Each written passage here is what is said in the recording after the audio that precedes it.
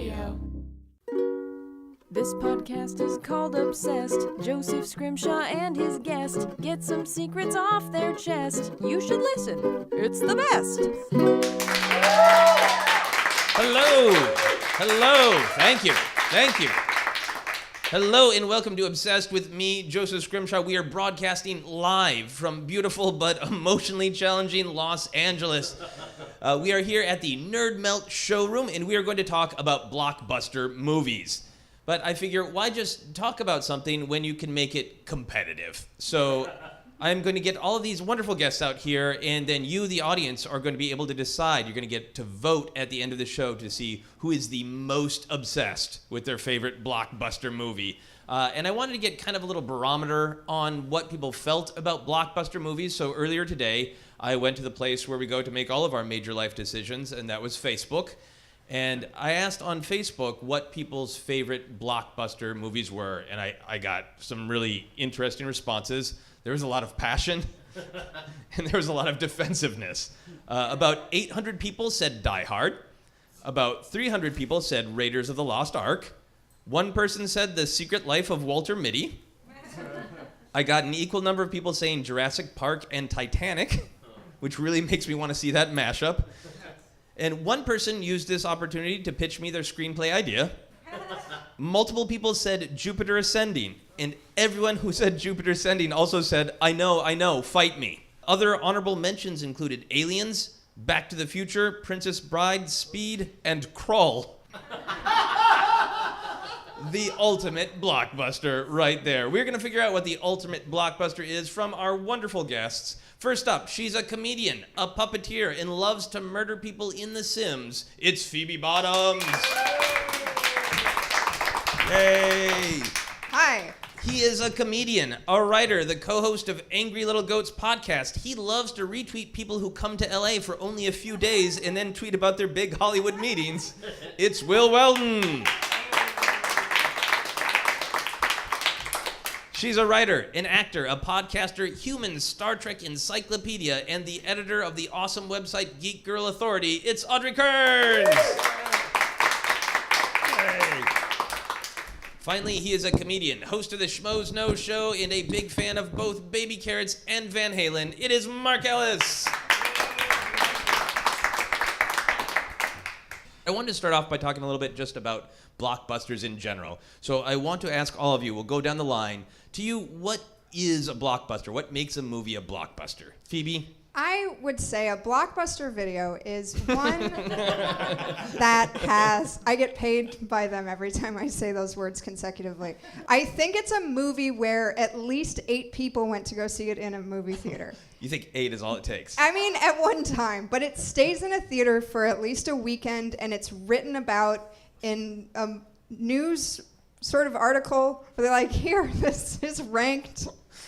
You are super generous with the definition of a blockbuster. I don't know. I texted you as immediately after you asked me to do the show. And I said, what do you mean by a blockbuster? And I've been trying to describe it to myself ever since. It seems like something with a lot of explosions and that makes a lot of money. Yeah. To me. Okay, so for you, ultimately, explosions and money, and at least 8 people saw it. At least 8 people saw it. All right, how about you, Will? Well, first of all, we got to break the word down, you know? Webster's dictionary defines block as, I don't know, probably like a cubist thing or something. Look, I think I'm taking a wild stab in the dark. I think blockbuster refers to when people would line up around the block to see a movie in the days pre-assigned seating / if you just go to the Vista or something. So, it's got to be a movie with a big budget. I lost my train of thought. I started thinking about the Vista, how much I like that theater. It's got to be, I think it's got to have a big budget and aspirations towards a big audience. And in this day and age, I think it also has to have been largely made by committee. Okay. A blockbuster cannot be a singular vision. So you have a lot of criteria. How long do you have? I can keep just randomly choosing qualities for them to have. But I like this. In olden times, people were literally physically around a block. Yeah. It can't be made as an auteur attempt at art, and it needs to have an attempt to make a lot of money. Yeah, I think the closest you can get to an auteur Blockbuster would be something like the Lord of the Rings trilogy or something. Or like Peter Jackson is one of those guys. God help us, George Lucas is one of those guys. Like that's the closest you get where there's still a lot of interference from people who are like, but we got to sell T-shirts, my man. Can I change my answer to T-shirts? Yeah. All right. Please add the my man though. I really like that. T-shirts, my man, is a good T-shirt in itself. Audrey, how about you? What is a blockbuster? I have a more simplistic view. Blockbuster to me just is to me money. It's Okay. box office money. It doesn't whether it's an artistic endeavor, an indie film, or which it usually is not when it's a blockbuster, but it's something that broke the box office, or if it didn't break the box office that weekend, it had momentum and ended up becoming a bigger seller, one of the biggest sellers of the year. So what do you say to the people on my Facebook page Yes. who love Jupiter Ascending and want to physically fight me? Because that movie did not make a lot of money, It's right? horrible. Right, I wouldn't call that a blockbuster. Oh. Yeah, well, it didn't kill the box office. That's Audrey's view. Okay. Yeah. How about you, Mark? I like what everybody else said. I think a blockbuster would include, going back to Will's point about busting a block, like it's the busting of the block that is the big thing. It's like if you feel like a dad driving your kids to dinner and you can't go to a place you want to go because there's people lined up to see a movie, you say, that block's busted. It's broken. They should have called it Block Brokers, but that's too hard to say. So they went with Blockbuster because a lot of people want to see the movie. It's a movie that creates an atmosphere that you need to see this thing. It's not, I want to go see this movie, I'm thinking about it. You have to go see this. It's something that people rush out and tell their friends, you need to check this movie out. And I think that it's one of those films that people say you need to see in a theater as opposed to on home. I think seeing it on the big screen with the big sound, that's what makes a blockbuster special, that and a lot of action. So was that all the hypothetical dad in his van talking to his kids where they're in the back seat and they're like, what the fuck is dad talking about right now? We're not going to Disneyland. Or did you segue back into Mark Ellis, the real human being? I am always a dad. I have zero kids, but I'm always a dad. Oh, that's fair. Yeah. Yeah. I do like the idea of some dad in a van coming up with blockbusters. Like, look at all those kids lined up with their T-shirts. They're gonna fuck this block up. Kids, let me give you the economic reasons why we can't go to Shakey's right now. So, Joseph, if you don't shut up, I'm going to turn this podcast right around. Understandably so. Okay, so I also wanted to ask you guys in general blockbuster questions. It used to be that summer, the season that we are entering right now as we record, was the blockbuster season. And now it's just movies come out with explosions that make a lot of money all the fucking time. How do you guys feel about that? Phoebe? I know why. Okay. For people listening to the podcast, Phoebe raised her hand, continuing the child-adult theme that we're setting for this podcast. I believe in civility above all else. Okay. and what do you mean you know why? What did he say that required explanation? Why blockbusters exist? Wait, does Phoebe get points for this? Yeah, Sure. I do. The podcast? So why do blockbusters happen all the time now? What happened, Phoebe? I was going to say air conditioning as an answer for the summer. And then now we've moved into a society of men where you can become heated or conditioned.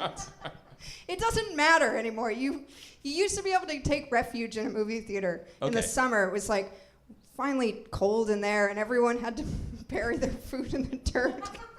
If you lived outside of a movie How old do you think, guys, that blockbusters are? What year did these start? I don't know, 1905? Yeah, remember when you went to go see Iron Man and they kept the place cool by just putting huge blocks of ice in front of men with fans? Yeah. We have to get the potatoes in the cellar and cool down in the theater. I like that Phoebe kind of picked up my dad baton and it's like, you can't just go sit somewhere cool so you don't overheat. I mean, I always like the blockbusters being a summertime thing is because that's when kids get out of school. So like they usually get out of school like the first weekend in May, and that's when blockbusters generally start. But the current era of blockbuster is literally year round. I mean, you had huge movies open this year in February. You had Lego Batman movie open in February. In October, you're going to get Thor Ragnarok. So there's a lot. It's like, and then you get all these Christmas movies, which they probably tried to make those family-friendly films coming out around the holidays. But now family-friendly movies are big blockbusters because, like Audrey said, they all make a lot of money. Yeah. Yeah, and to play on that absolutely, you know, kids are out of school. Most of those blockbusters were PG, and then in the 80s, PG-13 came about. I'm showing my age. It was so exciting when I got to go to a PG-13 movie. So after that evolved, though, it's like taking a flight. You know, taking a flight a long time ago used to be an event. People used to dress up to get on the plane. Going to the movies used to be an event for my family. Like my dad and the 4 kids and everybody would get in the car, getting the popcorn and everything. And it's just with everything evolving, internet, social media and everything, there is something every weekend for you to see that is going to be in your grasp. So everybody is ready for a movie. I'm ready for a movie any day of the week. Now, the plane blockbuster movie analogy is interesting because planes, people don't dress up anymore. One, I think part of the reason you dress up when you got on a plane is because they went down way more often. So you're like, let's spare the Undertaker a little effort here. But also, you got dressed up because it was like expensive and like a thing. But as airfare has gone down, people dress like slobs on planes. But movies have gotten more and more expensive, and yet teenagers continue to finger each other in them. So one of them has not gotten to be a fancier experience as the ticket prices Do go up. teenagers not finger each other on planes? I guess not. Apparently, I germs. feel like I missed something because I was never fingered in the movie theater. What? God. I know. It's Is a that You know what you blockbuster missed out on? You experience. missed out on a UTI is what you missed out on. Yeah. And a good memory. In a dirty movie theater. I'm with Well, Audrey. I was never fingered in a movie theater either. I do have a question about PG-13 movies, though. Okay. Like, was a kid ever denied entry to a PG-13 movie? I was as a kid. You were like 11 and they wouldn't let you in? Well, I'm Canadian, so it was, I think, it was something 14. It was 14 instead of 13 because the country makes no sense often. And we're like, America does it, we got to switch it up. You can't drink till 19 in this country. But we would get denied, and we were told we got denied because people had come, someone had come and going around cracking down on theaters. because there's too much fingering going on. For letting under 14 into PG-14 movies. But also when you're 14, how can you prove you're 14? What are you gonna have? There's not I got a note from my parents. I don't know what we're supposed to have. That's the worst crime. Look, I've got hair on my balls. Let me inside. They had a meeting with the Mounties. We got to stop these kids from fingering each other in movies. And we got to crack that. We got to make the age 14. What you do is you come to the movie theater with a mitten on taped to your hand, so no fingering can actually happen. No, but what if you're there with a girl with a big pussy is what I was going to say. Cool. Because Cool, you could get cool, the whole cool. min in there. Cool. As I started, I was like, well, I got to finish, but I wish I didn't. Well, the answer I was looking for on that question is how you feel about Blockbuster season being long. I mean, especially if the mitten is knit, it's going to get fucking gross, too, is the other issue. Is You want Will's a good Blockbuster- nylon mitten. Are you taking Basic Instinct for your Blockbuster, sir? Yeah. All right, I got one more general Blockbuster question, then we'll get into your specific Blockbusters. I want to know for each of you, if there was a big action blockbuster based on your life, what would that movie be like? Phoebe, what would the movie of your life, if it was a big action blockbuster full of explosions in an attempt to make money? There'd be a talking pig for sure. He'd wear a hat, and he would show up when I was born and help raise me.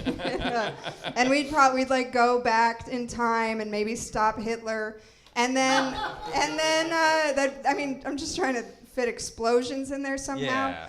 And then there'd just be a lot of bagels.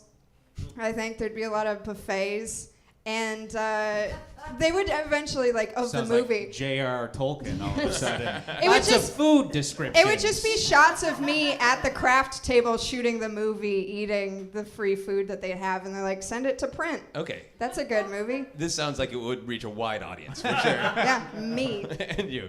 How about you, Will? I don't know what mine would be about, but it would make no money. No one would go to see it, and halfway through it would realize how bad it was, and then it would just stop. It's a metaphor for my eventual suicide is what that was supposed to be. That's why I'm laughing. Okay, Because I got it. Okay, good. It's very funny. It's a good suicide joke. Audrey, how about you? So it's about me, my life is. If you're trying to make a blockbuster out of your life, what would it be like? It would be in space, and it would be on a Wait, spaceship, and there would be laser guns, but there'd also be a lot of sword fighting. and martial arts on the spaceship, because, bullets, you shouldn't fire guns on a ship. So everyone on the ship has to sword fight. But when you're on the planet, you get to use your laser guns and everything. Nice. And then it's all the people on the ship would find their purpose and confidence by the end. Oh, that is so far the most uplifting. I mean, Hitler did die. Yeah, man, give me some credit. I saved 6 million Jews with a talking pig in a hat. Wow. There's Yeah. a real PewDiePie moment here as Yeah, we man. discover Joseph's rampant anti-Semitism. I knew it was there. Wow, the tragedy of killing Hitler before he could do the Holocaust. Yep. That's exactly what I said. That's It's clearly what I really implied. news Audrey found herself. It's tough. I right. think I'm important. Mark, how about you? I'm going to go with, it's going to be a medley of 2 films that I think we all know and love, because I started out life, I was a fat kid who loved going exploring in the woods, and as an adult, I'm a comedian, so I'm going to combine the movies The Goonies and Mr. Saturday Night. Because I started out life as a chubby kid who wanted to find pirate treasure, and I'm going to end it as an old man performing in a bowling alley for a living. I'll do the truffle shuffle after the show. A thing of beauty. A thing of beauty. Okay, so we are actually going to get into your specific movies that you guys picked as your favorite blockbusters to see who is the most obsessed with their favorite blockbuster.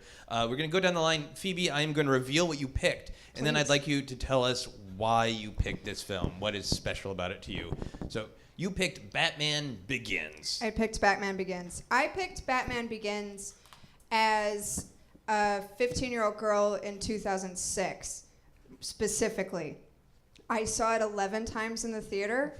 I was so in love with Christian Bale that I probably developed an ulcer that looked like his chin. And I picked, it's my favorite blockbuster. Here's the thing, it's not my favorite, it's the one that I have been most obsessed with in my life. Okay. I was young and horny, and there he was, and he was like watching a sandwich act. It's just like, you just want to look at him in his bread. He's so delicious. Look at him in his bread. He's just like No, fucking, I want to unpack this All right. sexual metaphor.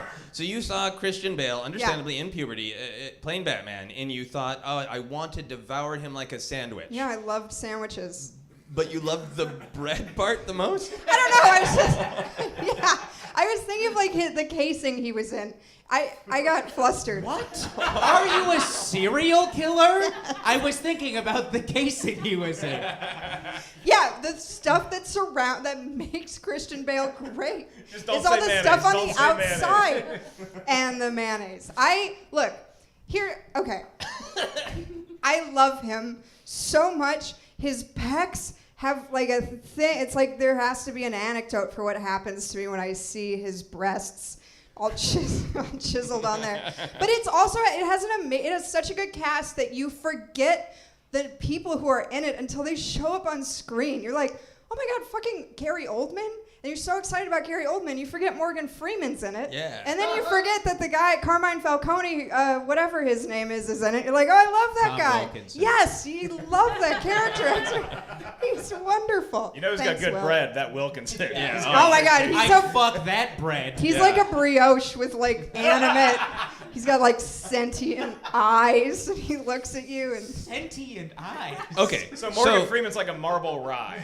yeah. Well, Okay, so you wanted to make Okay, love sorry. to the sandwich that is Batman Begins. But why did this movie, out of all other Christian Bale movies, hit you and stick with you? it was the first one I had seen. Okay. I think it was also playing like next. My high school boyfriend lived down the road from the suburb, the Plymouth Man Cinema 12. Oh, yes. And so it was. Give it up for the Plymouth Man Please. Cinema 12. Thank you, Jesus. everybody. God. They're keeping it. Thanks, Will. So we could just go all the time. I could give unpredictable quality hand jobs in the theater while I thought about Christian Bale. And then it was like a thing to do. And This whole block is busted. No daughter of mine is going to the Plymouth 12. it just was like an all-consuming experience that got a little out of hand. And I won't We'll wait to talk about how it sort of ruined my life for a summer. Okay, cool. Throughout the rest of the night. We've got a lot of time. Yeah, we'll spread that out. All right. I feel like I said enough. How about you, Will? Your movie is Mad Max Fury Road. Why? Now, unfortunately, my reasons are not as horny as Phoebe's. I now lament that to a great degree. Look, it's so rare a movie I'm excited for is not a great metaphor for so much in my life and just lets me down as much as humanly possible. Like, I was so excited for that movie. It exceeded my expectations. And also, there's like a lot of weird, like normally if I want to like have like a sort of horrible, heart-rending movie experience, I got to go see like Manchester by the Sea to see someone being consumed by their grief that they're not dealing with for like these sort of dumb masculine reasons. Yeah. But here I was like, look, I have maybe the longest car chase in film history and also a moment where a man finally overcomes his trauma enough to see life as more than just an animalistic need to survive at all costs. And also, I like practical effects. Those are the two. It resonated with me, a man who feels as if he's dying from the grief that he cannot properly express. And also, the truck explodes as he flies into view and looks behind him. And it's so fun. That shit is so funny to me. I remember laughing in the theater so hard during that movie. Like, did like one of the grips turn to the other grip and is like, man, this director hates cars, huh? Like, what were the conversations on set like? That's like, I always think Takeshi Miike's editor is always like, are you all right, man? Like, every time they're working on a movie, just like pauses it, and he's like, if you ever need to like talk to somebody, I'm around. I'm just in the middle of editing Ichi the Killer here, and just wondered if maybe you needed a buddy. So bottom line, this movie for you, Mad Max Fury Road, is therapy plus cars crash. Not therapy. It is wallowing in my own misery and car crashes. And there's a character called the Doof Warrior. Yeah, all the names. The homunculus and... homunculus is a road warrior to toast the knowing and like... before it came out, I looked at the IMDb page. Okay, so and I was like, names. if I don't get a non-sexual boner during this movie, I'll be blown away by that. Excellent segue to Audrey. It's not. I just said that. Audrey, the film that you picked is Lord of the Rings: Return of the King. Yes, it is Return of the King. And look, this this movie it's got everything. It's got, you can cheer, you can laugh, you can cry. There's an existential threat. It's based on mythology. There's a hero's journey, not just for one person in particular, but for everybody. There's monsters. You have spiders, orcs, trolls. There's an army of ghosts. You have oliphants. You have a whole act that is an entire battle scene that goes from one, person that's winning to the other side that's winning, back and forth with two amazing battle cry speeches. And then you have many characters in the movie that end up finding their purpose and confidence. Just like your movie. Just like my movie. Okay, so is that the part we heard from both Phoebe and Will how it resonated with them personally is bread and not therapy. For you, Lord of the Rings resonated because it had all of these cool things that you love, but it also ultimately it reflected a life journey that you want. It's a beautiful reflection of life. For me, there's these insurmountable obstacles that you face every day that are just really turned up in the movie. Of course, life and death, evil and light. There is the constant temptation of evil and power that is around every day. What do I do to get that power? Right. Is it worth it? It's relying on friends. You can't go at it alone. It's okay to rely on your friends. So it is a great reflection in life, and especially, there's different people that resonated with me. Like Eowyn's a perfect person that did find her purpose and her confidence, and she had every single obstacle thrown at her basically because she was a woman, but she didn't care, and she ended up killing the Witch King, for God's sake. Yeah. So Spoiler. Spoiler if you haven't seen it yet. So yeah, I do think it's a good reflection on life for sure. Cool. That's a great answer. Mark, the movie that you are going to spoil for us is Jaws. Don't you dare. Now, So why the did you shark pick does Jaws? well. The shark does really well in the movie. I mean, he may not win the day, but he gets a lot of people along the way. He I gets think his Jaws- punches in. It is funny that movie can, at worst, be called a draw for the shark. Yeah, I think the shark ends up winning because As long as Richard Dreyfuss loses, it's fine. There's 2 sharks that die in the movie, though. So it's 2. Oh. The humans get 2 sharks, but there's 1, 2, 3. There's like 5 people that die in Jaws just based off that shark alone, and we don't know how many people he killed off camera. Yeah. You know. And also, if I can help the Sure. competition here for a second, Jaws, the rare movie with the courage to murder a child. Jaws and Cliffhanger deserve a lot of credit for killing children. And in Looper. The movie. And Looper. Looper kills killed a a kid. Yeah, dude. Loved Any movie it. with the balls to kill a Yeah. kid has something going for it. I applauded when Bruce Willis killed that kid. I was like, now you're serious. And it was great when he did it in Looper, too. Oh. Yeah. Not just when he drove drunk and killed that kid. I made that up if he's All right. listening. The child murder and your love for it is duly noted, and we will take it into account. Mark, what are your other thoughts on Jaws besides a child? I mean, Will really made the bulk of my points that I had prepared. But I think Jaws is the perfect summer movie because Jaws is literally, it's the father of the summer blockbuster. It's the Robert Kardashian, if you will, because without Jaws being released in the summer and scaring people literally off the beaches into a movie theater, you don't have all these other great blockbuster films we're talking about, whether it's Star Wars or it's Indiana Jones or it's Mad Max or your Lord of the Rings or the one Phoebe said. Batman Begins, which is my favorite. That's my favorite comic book movie of all time. But I think Jaws is the best blockbuster because it combines a cool, great big story you want to see in a theater. You have a scary looking monster shark. You have great characters, but also the way that Steven Spielberg tells that story is so magical that I can watch that movie on Saturday after Saturday after Saturday on TNT, spread out with commercials for 4 hours and never once get bored, always find something new in it. And when I was a kid, I never liked swimming in the deep end if I was the only one in the pool because as soon as I get in any body of water, I hear those 2 violin chords. Really? Ba-na, Even ba-na. just the deep end of a pool. I will hear it in the bathtub. Joseph, there's 2 types of people in The this world. deep. Wait a I have a second. giant bathtub. Yeah, it's not. I don't have the Francis Buxton bathtub from Pee-wee's Big Adventure, but I think that people got scared into bathtubs from Psycho, right? Because they didn't want to shower anymore, so they started getting baths. Then they saw Jaws, That's and a they're laying in that body of conspiracy. water. And they're like, this is freaking me out a little bit because the way you're laying in a bathtub is very similar to the way Robert Shaw is in Jaws when. I mean, no spoilers here, Yeah. but the shark fucking eats it. You saying that you watch Jaws Saturday after Saturday after Saturday makes it sound like you were cursed by a witch at some like you were in a pool and you knocked a witch off of her floaty thing and she was like, I curse you to watch a water-oriented movie With every commercials. Saturday with commercials. Yeah, that's a witch like casting her powers, but she has to think quickly. Yeah. Yeah, she's driving home and she's like, I should have given him the thinner curse. What an idiot I was. I choked in the moment. Her friends around the cauldron. Why did you give him a tail? I choked. I don't know why. Jaws is a good movie.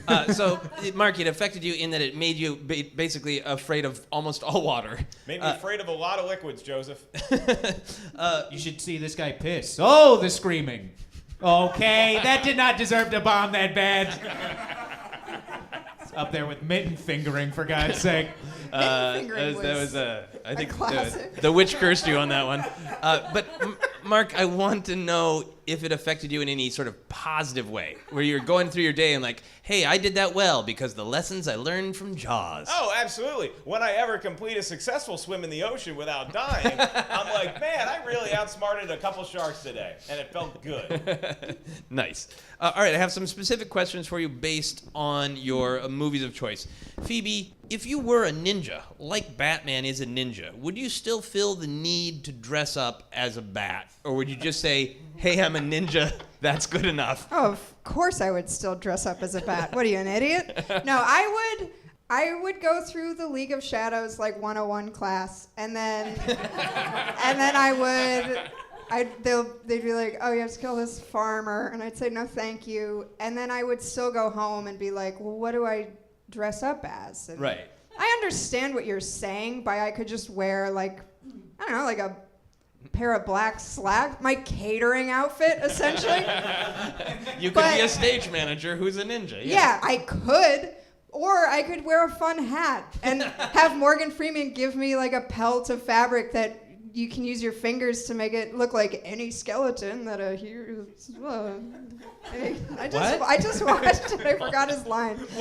Any shape of a skeleton, and they laugh, and there's a spelunking joke. I think it's a situation They have where a good time. They have a good time. Alfred really wants him to dress up like a bat. He's like, no, it's gonna be scary. So Batman, when he leaves the Batcave, has to put it on to make Alfred happy. As soon as he gets out of view, he just takes it off like that. The fucking guy raised me. I guess I gotta put the hat on. Fucking senile. Fine. I need ears. I need a cape. All right, so you want to be all the way Batman. Phoebe, Yeah. if you were Batman. I want to be all the way Batman. You want to be the bread and the meat. Yes. Okay, go on. I'm sorry. If you were Batman, how would you use that awesome power? You're a ninja. You can sneak up on anyone. You're rich. How would you use your powers? Oh boy. Well, at one point he buys a hotel just because some women are swimming in the fountain. I would buy a lot of hotels as Batman. I would definitely do that thing that he does where he drinks that green sludge and then falls like face first down and starts doing push-ups. Do you know what I'm talking about? I don't remember that part of the film. Yeah, when he's Alfred wakes him up and It's like 3 p.m. Yeah, and he's all beaten up from being Batman. He slept in late because he's Batman. Yeah. What is he the green drinks like a sludge? green It's drink. like a smoothie Alfred made him. It's probably like spirulina and like, I don't know, like some cough syrup. Okay, so if you were Batman, you would do I'd buy smoothies and push-ups. Yeah, and buy a hotel. And buy a hotel. Oh, fuck, though, the Tumblr. I would spend all of my time in the Tumblr. Do you know what I'm talking about? That's His tank car. The tank car, which is But- unfortunately named before the social media site. Yeah. But here's Also, the most thing. people know it as the Batmobile. Yeah. What a weird, the Tumblr, most famously known as the Tumblr. Okay, the infamous Tumblr. Quickly, the Robin, Bat Tumblr. to the Okay, Tumblr. fine, the bat tank. It's a bat tank. But it would end up just looking like how my Priuses look now, where like if you turn it too fast, you hear all the garbage slide to the other side of it. So it would be like, yeah, I can crush buildings, but also there's a weird smell from salad dressing I didn't clean up right. Okay, so the main difference from your real life would be buying a hotel, because everything else you can Oh, accomplish. I own several hotels, but I'd buy different ones. I'm learning so much about my friends. Will, your specific question: is there Please, anything that go you? ahead. Go ahead. Oh, well, thank please. you. Is there? Lay it on me, Joseph. Is there anything that you do in life that makes you want to shout, "Witness me" before you do it? Literally, I would prefer it if no one. My anxiety has gotten to the point where I look at the unknown comic's career and I'm like, yeah, stand up in a paper bag. That's the ticket. Like, that seems, if there is some way to make a living without anyone ever having heard of me for the rest of my life, that would be incredible. Because here's the thing about fans, just another person to let down. That's how I look at it. It's absolutely terrifying to me. Also, I'd be like the only moment in that movie I relate to is when Immortan Joe, he's like, oh, I'll pick her when what's his face, Beast from X-Men is like, I'll pick her in the spine and leave her breathing for you, and he's like, no, kill her, return my treasures to me. Referring to women as treasures seems a little misogynist, by the way. I like it. And then he gets the gun, he jumps onto the truck, and then immediately like falls down and fucks it all up. In that moment, I was like, finally, a character to relate to in this movie. Finally, a moment I can appreciate where I'm like, I got this. And I'm like, my pants fell down. All right, I am going to make a request of you in real life and see if you would be willing to do this. For sure, no, whatever it is. I know that. I don't do favors, shithead. This is Another a favor fan for has been yourself, let which I know you also won't do. The next time you're going to go do stand-up, would you just try to see if it affects your performance in your mood? Quietly, right before you're announced and brought onto stage, would you quietly say to yourself, witness me? That might take away from the time I spend going, I need to quit doing this shit. I hate this fucking garbage. Someone give me So pills. that's where you would scream witness me, is when you finally actually quit stand-up. I would do it like sarcastically, like I'd bomb like a showcase for HBO and do my last joke and it'd be dead silence. I'd be like, witness me, and then just gently lay the mic down on the floor. There's gonna be 3 fans in the back that heard this podcast, though. They're gonna think he did it. He did it! And they're all at that HBO showcase. We were there when it happened. All right, Audrey, your question is, in the movie, your favorite movie, The Return of the King, Gollum, of course, these are spoilers, Gollum bites Frodo's finger off to get the ring. Is there anything you would be willing to bite someone's finger off for? Oh, that's a good question. Thank you. You know, because I got to think of my tooth health on that one. I would bite somebody's finger if it was made of chocolate and sponge cake.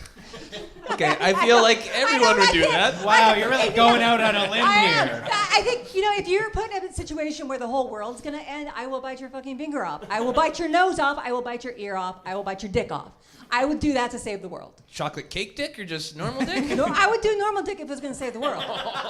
Do you guys remember the part in the remake of Bad Lieutenant where Werner Herzog makes that guy eat his own fingers? No. What? Are they made out of chocolate sponge cake? Or? Is that Bad Lieutenant, or are you thinking Sort of of. Jack Reacher? What? No. Jack Reacher, yeah, he makes the... Listen, this is not our Oh my time. God. This is not the Reach I'm Around thinking of podcast, Jack my Jack Reacher. Reacher podcast. I'm thinking of Jack I apologize Reacher. for derailing things. All right. No, I was thinking of Jack Reacher. All right, Boy, so- if I had a nickel for every time I was thinking about Jack Reacher instead I'd of the have a thing I'm nickel talking every about. time I came. Okay, another one. We'll indulge this for just a moment. Phoebe, No. what kind of bread is Jack Reacher? Jack Reacher is like you know when you like go to a drive-through and you don't want to, but you don't eat all of it, and you crumple it up in the bag and you throw it in the back seat, and then like a year later you find it. It's that. It's like Okay. it's like fast food, like aged fast food bread in an old bag in your car. All right, he is rotting fake bread. Yeah, Jack Reacher isn't doing well for Okay, himself. screw that guy. All right. I have a question that relates to Return of the King. Okay. Just for clarification, is it standard Return of the King or extended edition Return of the King? Oh, I can watch them both. Like last Saturday, my husband and I I'm gonna need you to take a spent stand, and I'm gonna need you three and to- a half hours in bed watching the extended version. Which one do you prefer, though?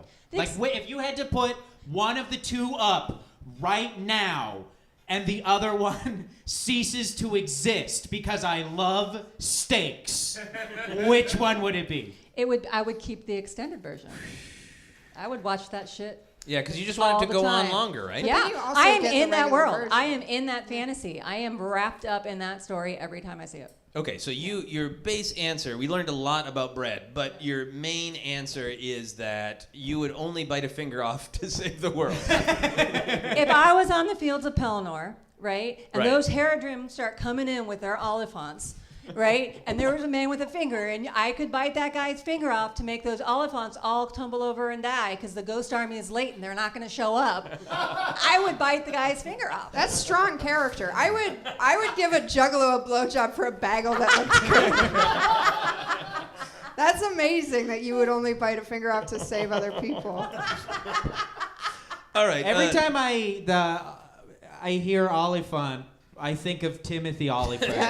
And I always imagine like Orlando Bloom shooting him with arrows No. until he collapses and a bunch of men fall off of him. I'd like it if he was in his Deadwood costume. Yes, And there's full like bullet. 20 giant Timothy Oliphants with tusks and people riding Oh on my top of God. him. And They're then all Gimli's like, me. that only counts as Just one. Because I wasn't such a fan of the girl next Welcome door. to Mordor can be combative. It's Deadwood. All right.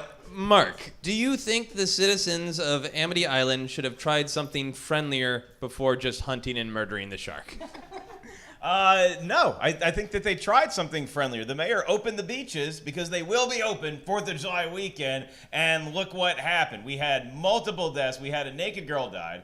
And we didn't do anything about it because maybe it was a boating accident. And then Dreyfuss told us flat out, he's like, this was not a boating accident. And then we kept the beaches open. Then Alex Keaton died. And we all saw how that went. And then we actually started hunting sharks right there. So after Keaton died, I'm not hunting sharks just yet. Okay, but you got to remember, this movie did not come out in modern day. So we don't have all the technology we have now. We don't have all the shark hunting GPS. Now you can Apple kill a shark hasn't gotten with into an shark iPhone. hunting technology yet. Right. I mean, I could kill it. I could find it on Waze and murder it with, But in 75, you really only had two options. So I think it was like, hey, let's go. Here's what they could have done better, okay? They could have not had 900 people all go out and look for the shark. Right. They could have had they should have hired Quint initially. When he took his fingers and scratched it on the chalkboard in the back of that meeting and said, I'll catch this bird, they first should have been like, hey, it's a shark. It's 10,000 of our money, so let's make sure it's not flying. But a flying shark would be a cool movie. Yeah. Hence Sharknado. So I think that they made a mistake initially by having so many people go out in the water and kill all the other sharks because the other sharks did nothing wrong. That tiger shark did nothing wrong. The worst thing that tiger shark did is it ate a license plate. That's the worst crime it could commit. Well, this is what I'm That getting is at. destruction of government property, to be fair. Did you guys know that mayor was not reelected? I did not know that. Yeah, Larry did not get reelected, but No, they're like, you Did he botched. blow a juggalo? Is that what happened? Yeah. I don't think Larry lives on Amity anymore. I think it's kind of awkward because it's such a small town. Like he would see Alex Keaton's mom every day at Starbucks. Like, hey, how's your dead son? Ooh, sorry. I like that how's your dead son? Ooh, I forgot not to include the dead part of that question. Ooh, I forgot to shouldn't have asked it at all. All right, this is Jaws 3. a perfect segue, that wonderful performance by Will, where he's playing a character, because we're going to do just a little bit of role playing. Oh, thank God. Is Audrey going to eat a finger? I'm ready. We'll see how the role playing goes. Is there going to be any point in the show where we're allowed to mercilessly attack the films of our opponents? Well, we can make time for that if we have time. Yeah, Okay. yeah. We'll try to make time for that. But first we're going to do some role playing. All right. So I'm imagining that Blockbuster Video still exists. Thank God. A customer, come into this store. We're going to do this twice. First it will be Phoebe and Will. You are employees of Blockbuster Video. I am looking for a movie to rent on Saturday night, and you're going to try to sell me your movie. Are you guys ready for this scene? Are we each selling you our own movie? Yes. It's not one combined. I got it. Yeah. No, I got it. So I walk into the Blockbuster Video, and I say, hello, I am a customer. What movie? I see there. Joseph, I don't believe you right now. Yeah. Okay, let me. You're really not. I'm not buying you It as feels a like customer. It feels like we can see you acting. You need to just be the customer. It's true. I did do a kind of a meta thing. Yeah. So Doing here I space am work. being the customer. Hi, how can I help you, sir? Thank you so much for stopping at Blockbuster Videos, America's premier blockbuster home video rental establishment. Sir? Sir, you sound ill. Might I recommend a hospital? No, I'm just a regular human sounding realistic. Sir, the curtain section is in the back. Yeah, Okay. They didn't have You that. look. I just want They didn't have It's Saturday night. I want a movie. You two, you're both standing around doing nothing. You do nothings. I mean, What movie Right. should I rent? Here's the thing, sir. I respect your time as a customer and as a citizen.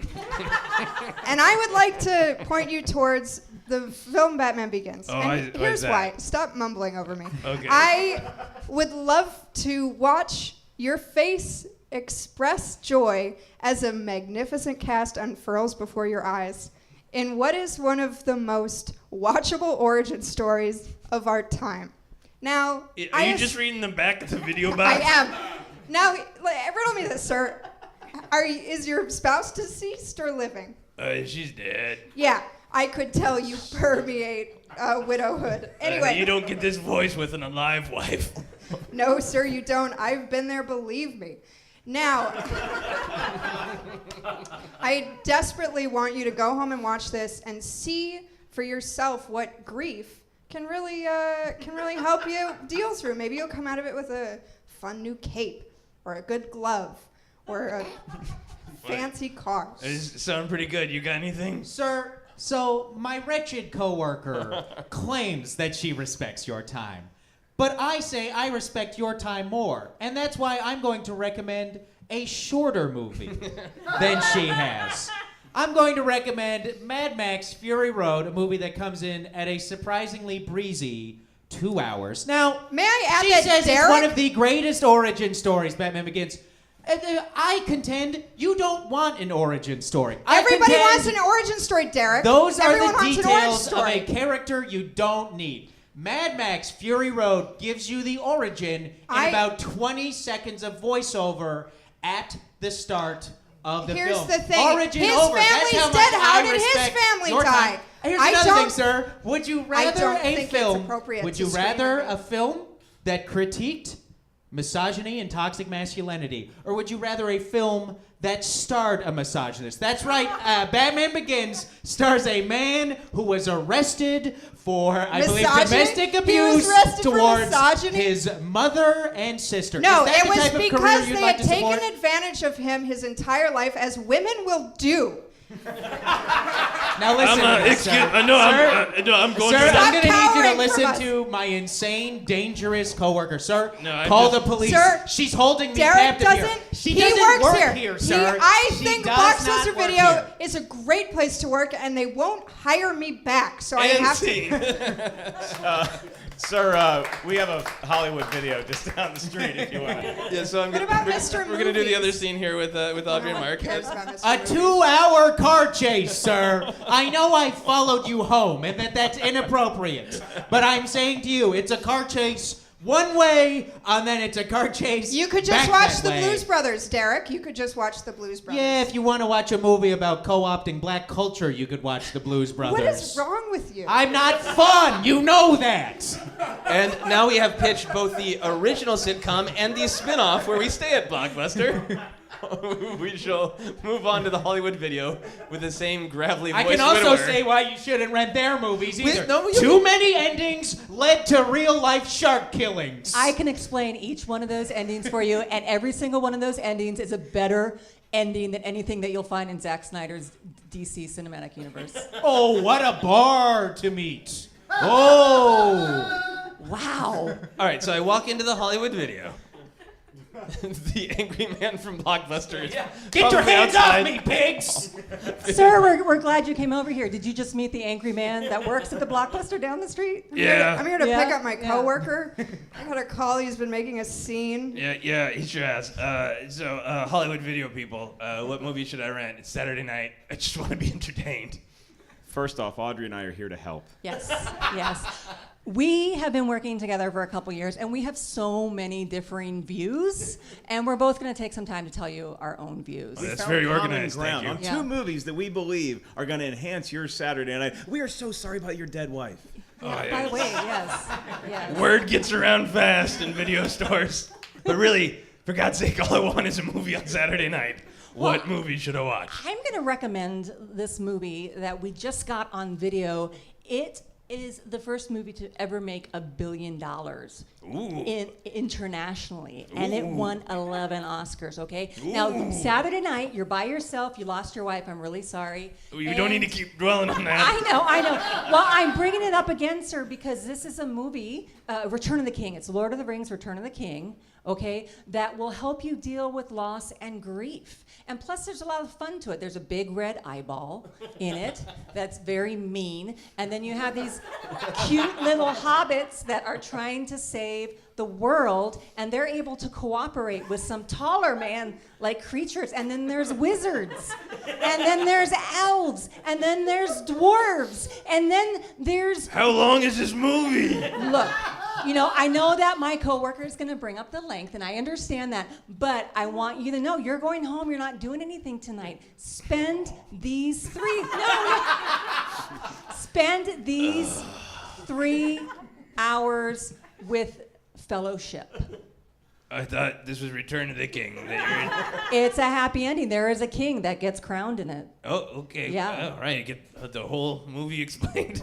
I'm sorry for interrupting you, but dear. I'm another customer here at the Hollywood Video, and I'd just like to point out that Titanic made $1 billion worldwide before Return of the King did. Sorry for interrupting. I'm just a very pedantic video store customer. Well, thank over you here. for taking out your I'd phone just and like to, fact-checking me. That was I'm, really awesome. That's fun. I'm very That's fun. sorry about your dead Yeah. wife, sir. Yeah. I hadn't heard, but you Okay, just have an that's aura good. about All right. you. Okay, I'll go back to the pornographic video section now. It's the second movie that made the most money worldwide, and it's the 14th top-grossing film internationally, currently as of January 2017. Go ahead and look that up. Anyway, do you want to explain your movie? Yeah. Thank you very much, You're welcome. Audrey. If you could start with international box office, because It's that's always a obviously good the most seller. fucking important thing about how a movie makes you feel.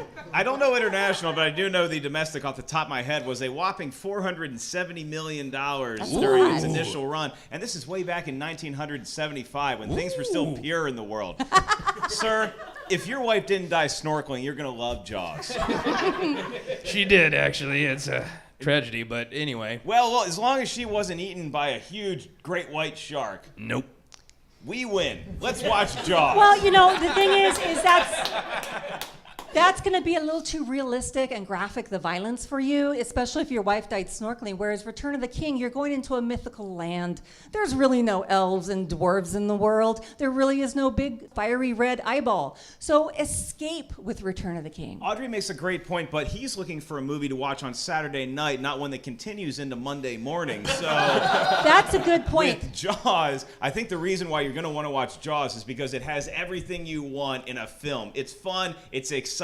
There's a couple good jokes in there from Richard Dreyfuss's character. There's a really weird-looking guy who's a great shark hunter. Do we trust this guy? Played by Robert Shaw, and it's all anchored. That is a pun that I fucking intended. Joseph, it's me, your dead wife. It's more than just a shark movie. It's more than just a movie about about three guys hunting a shark. It's about three different backgrounds all coming together, united for a common goal, and that common goal is killing a man-eating shark that's a 20-footer. No, 25-footer. If I could We've just talked have a about moment this of in couples silence, my therapy. dead wife is speaking to me. I mean, I think you guys are making some really salient points. They are going to affect my Saturday night decision, You're but always prioritizing other people over me. I just want to tell you one thing. what's that, I Samantha? really think that Gary Oldman is the best way to utilize your time while mourning me. I can't imagine a more appropriate use of your life now that I'm gone. She doesn't sound like a strong snorkeler to begin with. I have small lungs. Hey guys, this is Sarah Meyer, co-producer of Obsessed, and I'm briefly interrupting this live recording to bring you another live recording of people on the street talking to me about blockbuster movies. How do you define a blockbuster movie? A movie with a big budget that makes a lot of money. To me, I think a blockbuster movie mostly is one that has commercial success. Do you have a favorite blockbuster movie? I really enjoyed the Fast and Furious series. Are you excited for the new Fast and Furious movie? Yeah, I'm excited. But doesn't Dom, turn bad or something? Who can follow the plot of those things? I just like the action. What's a movie you would sneak into? Right now, Get Out. Oh, yeah? Yeah. Would you sneak into that? Hell yeah. Okay, I'm going to name some movies and you tell me which one's the best blockbuster, okay? Jaws, Lord of the Rings, Return of the King, Batman Begins, Mad Max Fury Road. I didn't see two of them, but I think Batman Begins is the best. Let's see, Lord of the Rings. Yeah. That one was really good. Then I have to go with Lord of the Rings. Honestly, I have more of a soft spot for the medieval era and stuff like that. That's my favorite time period in history. I have a massive sword collection. I really do. So, Tell me about that. I got a couple of katanas, some washing poles. I've got an 1800s Marine Corps sword. Where does a person get swords like that? The cavalry sword was from an ex-girlfriend. Yeah, she knew that I was really into that kind of stuff, so she bought one for me. Nice. Yeah. And then you broke up with her. Pretty much. I had to wait for the sword first. Who would win in a fight, Jaws, the shark, or Batman? I think Batman. Batman. Why? Because it's Batman all day. What do you mean? Yeah. I would say Jaws. It was a very frightful movie. Did you see the movie in a theater? Yes, I did. It was scary. Yes, it was. If there was going to be a Blockbuster movie about your life, what would it be like? And I'm assuming swords might be involved. If there was a movie about my life, it would show how just horrible of a person that I am. Between stuff like cheating on girlfriends, lying a lot, manipulating people, stuff like that. I've had my brakes cut twice. I've had 2 ex-girlfriends had because of that, my brakes were cut twice. One actually tried to poison me. We used to do fight clubs, so I've had my nose broken, been knocked out once. Knocked out 2 people though, so, that was fun, yeah. This has Blockbuster material. Yeah. Hello, dear obsessed listeners, and welcome to Ad. Here's all the plugs that we did not have time to get out during our big rowdy live show. You can, and I personally think should, find and follow all of our awesome guests on the good old social media. You can find Phoebe Bottoms as @Phoebe super easy. You can find Will Weldon on Twitter as @OldManWeldon, because he is a handsome young man on the outside, but inside, old. You can find Audrey is @Audrey Kearns and find her great website at geekgirlauthority.com. You can find Mark Ellis at Mark Ellis Live, and you can check out the Schmoes Know channel on YouTube for all of his awesome pop culture commentary and comedy. You can follow me on Twitter and Instagram as @Joseph Scrimshaw. You can follow Obsessed Podcast on Twitter and Facebook as @Obsessed Podcast. For info on all my upcoming shows and comedy albums and various comedy adventures, you can check out my website at josephscrimshaw.com. You can also support Obsessed by backing us on Patreon. For as little as $1 a month, you get access to our monthly patron-only bonus episodes where my wife Sarah and I discuss our recent obsessions. For full info on that, go to patreon.com/Joseph Scrimshaw. On the most recent episode, we discussed Planet Earth, and I lose my mind about monkeys. Finally, if you are a big old Star Wars fan, you can check out the podcast feed I co-host called Force Center by Googling Force Center. We are on all of the normal places that you find podcasts. We're on all the normal social medias as @Force Center Pod. We also just launched a Patreon with a similar bonus episode reward, so go check that out at patreon.com/Force Center. That is all for Ad. We're going to move on to our How Obsessed Are You questions. Now, you guys have got in our little improv scene. You've got an opportunity. Do you know what ad is going to go in that break yet? Do I know what ad is going to go in that break? That's what the break What was ad for, just right? was. Yeah. What ad did we just experience? Wink. It is for your final stand-up appearance where you yell, "Witness me." Okay, that's fair. Okay. So this Tuesday at the Urban Social House. Exactly. Find Can a we call comedy it show. Witness Will Weldon? Witness Will Weldon. All right, so we're going to move on to our How Obsessed Are You questions. If my wife is listening to this, tell her that she divorced me 5 years ago. These are what's really going to determine ultimately, I think, who is most obsessed. You guys have given a lot of evidence to the audience about your obsession levels. You said lots of hateful things about the other films. But now we're going to get into how obsessed you actually are. So I'm going to go down the line. Phoebe, do you think about Batman Begins every day? Yes, now I do. May I add one thing? Sure. I scheduled an orthodontic surgery around the release of the DVD that I had pre-ordered. I was getting a chain put on my tooth attached to my braces, and I remembered the release date free of any information. It's October 19th, and I said, that's the week I want to have that surgery so I can watch the movie again at home. So do I think about it every goddamn day of my life? Yeah, I do, as a matter of fact.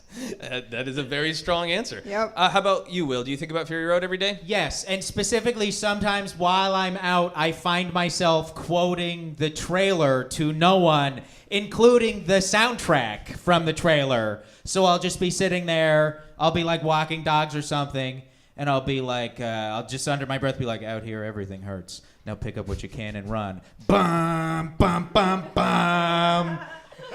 While you were walking dogs. Bum. Yeah. Yeah, just while I'm like out walking dogs. Shit. Yeah, I'll be talking in like the gravel voice that Tom Hardy does, the like weird accent where he does all the grunting and stuff. Yeah, so that's my answer to the question. I'm thinking about it to such a degree that sometimes I'm thinking about it without realizing I am thinking about it. Right, also, sometimes I talk in Entish while I'm at the grocery store for some reason. I'll realize people are staring at me because I'm like, some of these trees were my friends. All right, how about you, Audrey? When I get up in the morning, I walk by a 1 foot tall figurine of Gandalf in a battle stance, and next to Gandalf is a 1 foot figurine of Eowyn. Then I go to my computer and sit down and work on my website, Geek Girl Authority, where the logo is a woman who has Eowyn's shield. And then sometimes I go to the gym, and the gym has Elvish writing on the wall. What gym is that? You did that, didn't you? Is that the Glendale YMCA? No, it's a gym called Nerd Strong. It exists, and it is awesome. It's just it's a locker bank that everyone gets pushed into. But you are so strong when you get out. And when I am trying to find my purpose and my confidence and dealing with people in the world, I will say to myself, I am no man, before I go into meetings, just like Eowyn did. And sometimes I recite Aragorn's battle cry speech or say, for Frodo. So yes, I think about it every single day. Powerful answer, Audrey. Mark, do you think about Jaws every day? I ride a shark to work, Joseph. I trained him I just throw some Aquafina in his gills, and it's enough to get him there. I think about the movie every day. I watch it literally probably 30 to 40 times a year. I own 6 versions of it on some capacity. It's on tape on VHS. It's on VHS. It's on DVD. I own the 40th anniversary. I also own 2 copies of the 25th edition that came out in 2000. You know why? Because that was back when we didn't know as consumers, is it going to be DVD or is it going to be Dibbix? I better buy both of them just to get ahead of the Jaws train. And like all my peers here, I quote the movie constantly. And I like the famous quotes from Jaws, your smile, you son of a bitch, that kind of thing. My favorite thing to do is when somebody's telling me something that I don't necessarily believe, I will say the following. You'd love to prove that, wouldn't you? Get your name in the National Geographic. Mic drop moment. Any of you kids, take that with you. It's gonna work. I love any tough guy line that includes National Geographic. That is fucking awesome. All right, well, you guys answered both my first and second question about quoting films, so that was great. So we'll move on to, if you were single and the main character of your movie existed in the real world, would you have sex with them? Phoebe? I don't know. That's a tough question. I mean, I guess I could make some time to be prowled on top of and brought into the tumbler, and we'd go crashing through like an inexplicable waterfall. Yeah, I mean, I don't know, maybe the hotel that he bought, we could go wiggle around in, and I can literally feel heat coming off of Phoebe right now. And yet like every verb you're using is used at a gymboree. The way you're describing 100%. sex. We wiggle and tumble. Here's the thing. I would fuck the shit out of Christian Bale. I would fuck the shit out of Tom Wilkinson. I would fuck the shit out of Michael Caine. Gary Oldman. Hey, take a number, you know? Anybody. And that's what's so great about that movie. It's star-studded. And I don't know about Katie Holmes, though. You know, I would. Okay. I would. It's a great movie. I would do a lot of horrible things. What is the verb that you would use for having sex with Katie Holmes? Can it just be a deep sigh? You would deep sigh Katie Holmes. That's what I was looking for. That's what Tom Cruise did a lot. Yeah. You just kind of you kind of crouch down and look in there, and you're like, all right. Hey, Katie, you want some of this Jack Reacher bread? Fine. Get over here. Like you don't use her twice. Is what Batman franchise taught us. Okay, I got so much information. So good. All right. Thank you. Will, how about you? Would you have? Well, now this creates the interesting dilemma of truly who is the main character of Mad Max Fury Road. Indeed. Some people insist it is not the character that the film is so named for. Or, you know, you might even try to make an argument, some sort of douchey Woody Allen, like, oh, but Fury Road is one of the characters in the movie. I mean, Jesus, it's the road. Well, I know that you would fuck a Fury Road. Right, yeah, but to answer your question, yes, I would jack off onto a big dirt road. Yeah, I'd get it on with Tom. Well, listen, my obstacle in fucking Tom Hardy is that it seemed they both seem incredibly intimidating, and I'm worried that I would choke under the pressure and I would either come too fast or never come again. Okay. Would be my concerns.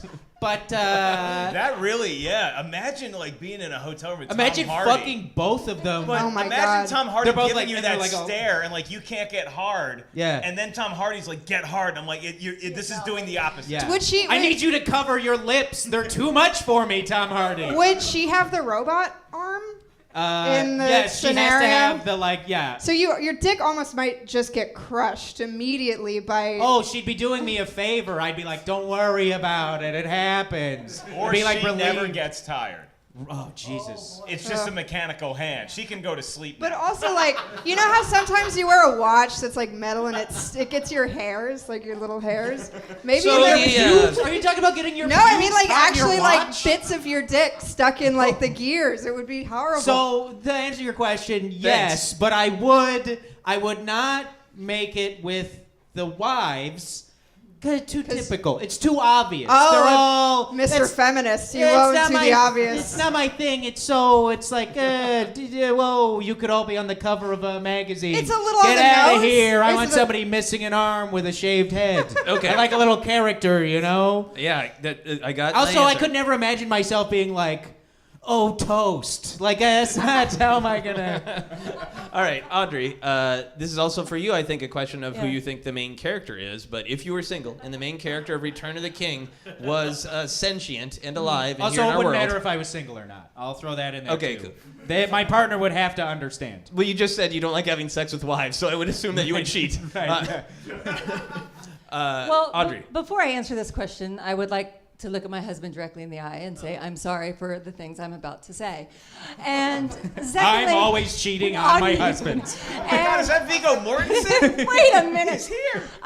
Lord of the Rings is a story about people working together to triumph over evil. And if you remember in the first film, it's the Fellowship of the Nine. Of course, by the last film, there's 8 of them because Boromir was killed. So it would be like a spa menu for me and Joseph. It would be a spa menu. Would I like an elf today with Legolas?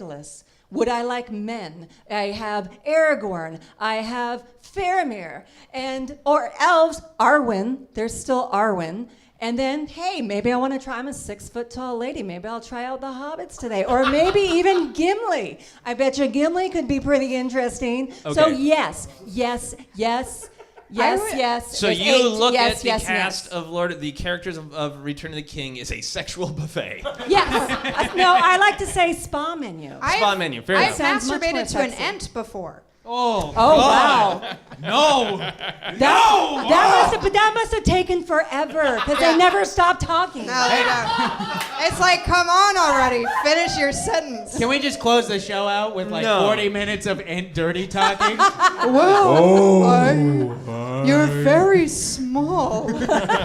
This isn't a commentary on the quality of any of their films, but it's really interesting to note that Phoebe and Audrey both have plentiful amount of people to fuck. The first thing Will thought about fucking was the road. And you are in for the main character, Quint, the shark, the mayor. Well, Joseph, I'd fuck with it's a well-known fact about Jaws that the shark didn't work all the time. Hey, you just won. A lot of times that shark is just going to look you in the eye and be like, let's try again in 15 minutes. I don't know what to tell you. I can do it right now, but it won't be realistic. But hey, not seeing me makes me better, right? He gets these black He eyes. just fucking these dead ghosts eyes. you, They man. just- yeah. I would. It's not very nurturing. I'm not going to take the easy way. I'm not going to say as a heterosexual male, I would ideally have sex with Lorraine Gary in that movie. Though I think I could make Mrs. Keaton feel better about losing her kid.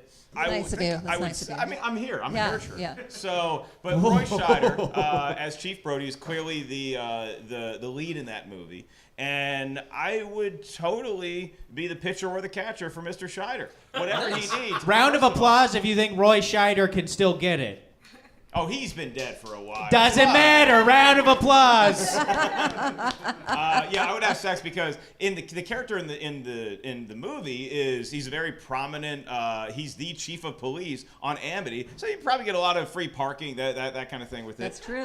He's also just a very organized guy. He's gonna take you out to a nice restaurant. He's not gonna shortchange you like Dreyfus would try to do, and he's definitely because Dreyfus is just looking for a good hot meal on the island, Yeah. and Quint is gonna give you like a cracker hacker and then tell you some long story about when he was, 30 on the USS Indianapolis. Where everybody dies. Yeah. I just want cheap Brody. He likes his alcohol. We're going to have some wine. His wife's going to cook us a nice dinner. And then we're just going to tell Ellen, if you wait outside, then me and your husband are going to go and have sex, because I really wanted to answer this question in a positive fashion on a podcast back on the mainland. A fine answer. All right, so we're running low on time, so I'm going to have you guys do one more thing, and then we're going to vote on who is the most obsessed. I always ask people to make a noise to sum up their obsession. So this is your last chance to prove to the audience that you are the most obsessed by the noise that you make. Phoebe, are you willing to start with making your noise that sums up your obsession with Batman Begins? Yeah. Do you want to go last? Yeah, may I?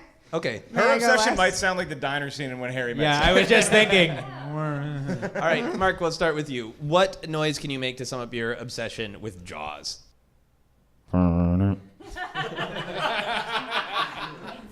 Clean and simple and fast. Nice. That was an actual violin, everybody listening. I actually brought one on stage. A little tiny violin. He whipped out that fast. Audrey, how about you? What is your noise to sum up your obsession with Return of the King? It's not a word. It's noises. It's Okay. noises. Yeah, it's I noises. think mine's gonna be like Harry Met Sally too, because that's like the music. It's like, yes, oh.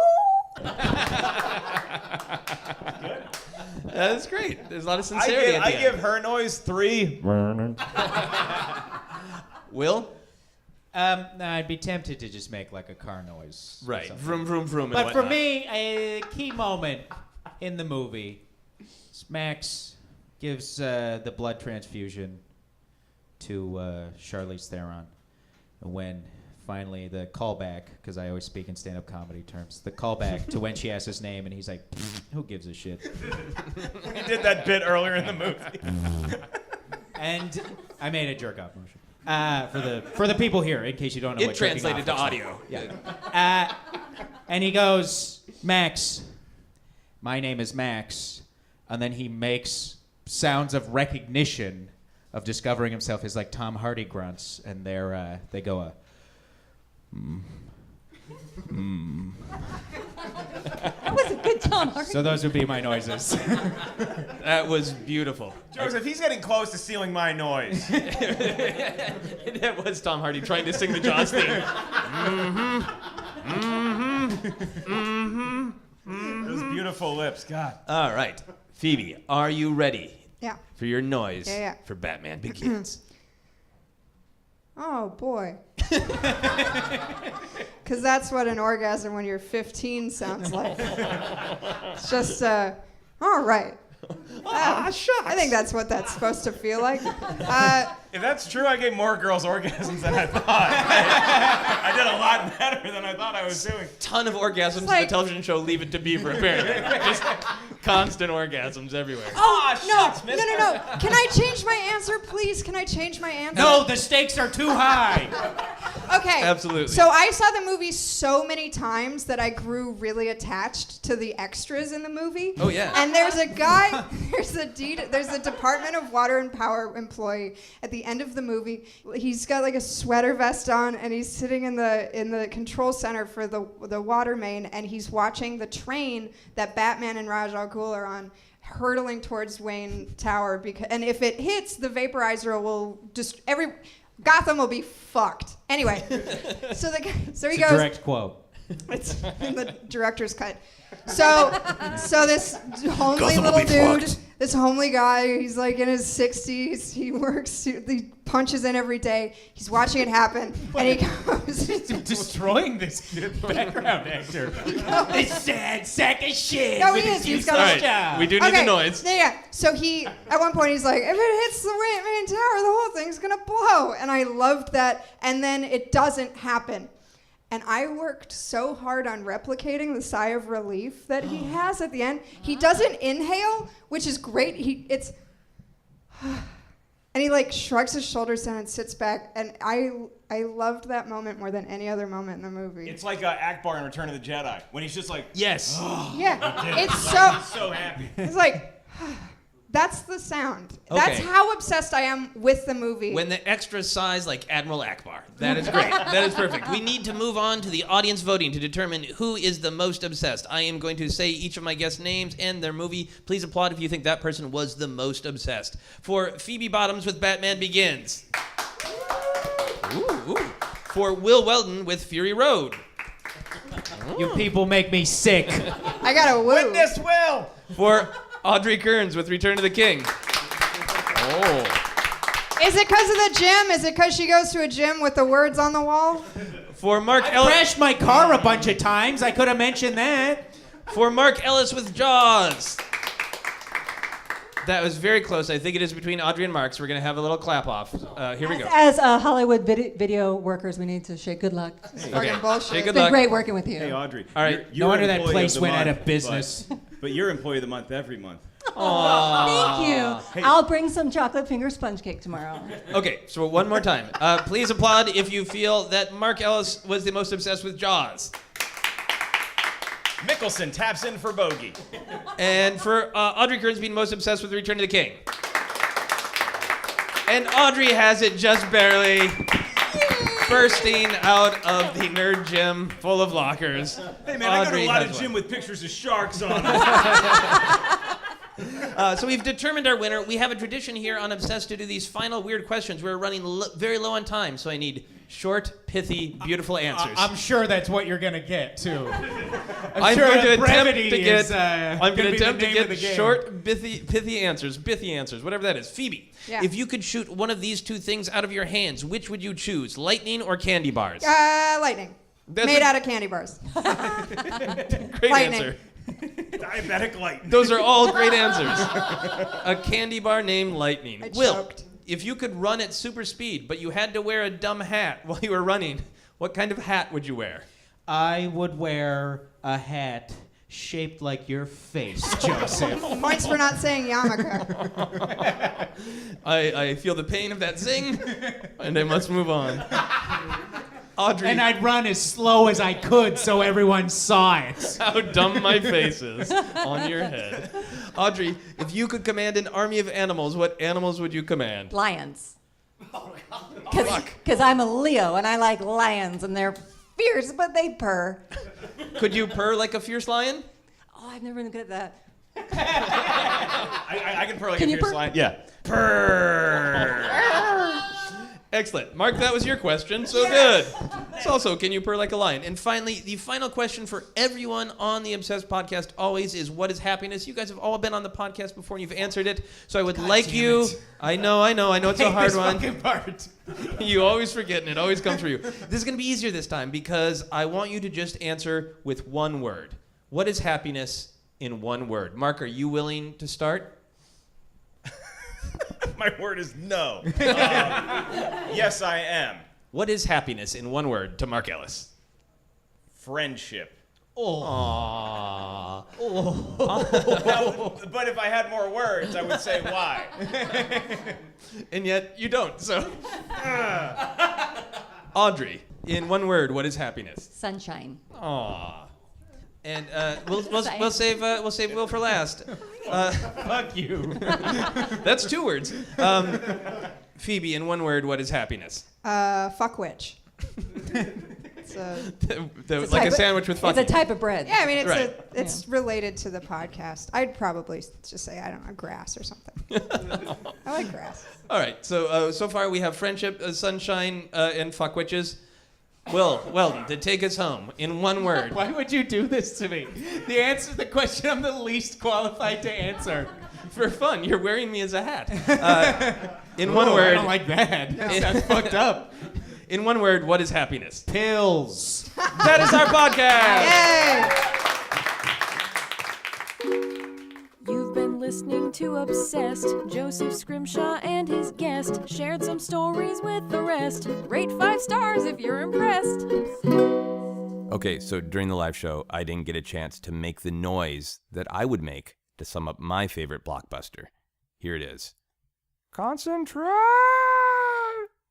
That's Yoda falling over because Luke can't learn to concentrate in The Empire Strikes Back. Come on, Luke. Pull it together.